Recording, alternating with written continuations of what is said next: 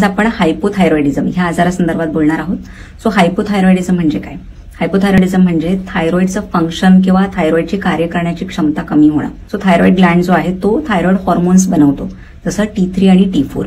आणि हे जे थायरॉइड हॉर्मोन्स आहेत ते आपल्या शरीरामध्ये बऱ्याच फंक्शनसाठी गरजेचे असतात, जसं की मेटाबॉलिझम म्हणजे आपलं वेटसाठी, त्यासोबतच आपलं ब्रेन फंक्शन, हार्टचे फंक्शन, मसल किंवा डायजेशनचे फंक्शन्स किंवा इतरही हॉर्मोन्सला कंट्रोल करण्यासाठी आपल्याला थायरॉइड हॉर्मोन्सची गरज असते. सो जेव्हा ही थायरॉइडची कार्य करण्याची क्षमता कमी होते तेव्हा हे थायरॉइड हॉर्मोन्स कमी प्रमाणात बनतात आणि सगळे फंक्शन्स अफेक्ट होतात. सो थायरॉइड जसं मी म्हणाले T3 आणि T4 हे हॉर्मोन्स बनवतात, पण आपल्या ब्रेनमधनं स्पेशली पिट्युटरी ग्लँड आहे तो TSH हॉर्मोन बनवतो, थायरॉइड स्टिम्युलेटिंग हॉर्मोन. आणि हा हॉर्मोन थायरॉइड ग्लँडला स्टिम्युलेट करतो जेणेकरून T3 आणि T4 बनलं पाहिजे.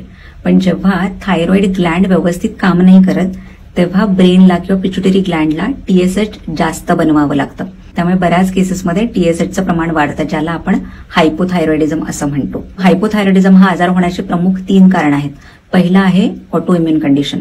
ऑटो इम्युन कंडिशन म्हणजे आपली इम्युन सिस्टीम थायरॉइड ग्लँडवर अटॅक करायला लागते आणि त्यामुळे थायरॉइडचं फंक्शन कमी होतं आणि ह्याला हाशिमोटोज हायपोथायरॉइडिझम असं म्हणतात. नंतर दुसरं आहे जेनेटिक्स, म्हणजे तुम्हाला जर फॅमिली हिस्ट्री असेल हायपोथायरॉइडिझमची तर तुम्हालाही थायरॉइड आजार होऊ शकतो. नंतर तिसरं आहे न्यूट्रिशनल डेफिशियन्सीज.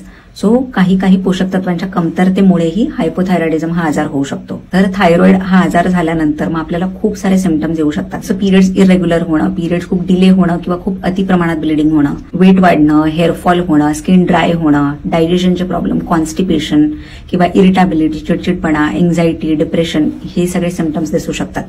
मी पुढच्या व्हिडिओमध्ये बोलणार आहे की कुठले असे न्यूट्रिएंट्स आहेत किंवा कुठली पोषक तत्व आहेत जी थायरॉइडच्या फंक्शनसाठी खूप महत्वाची आहेत.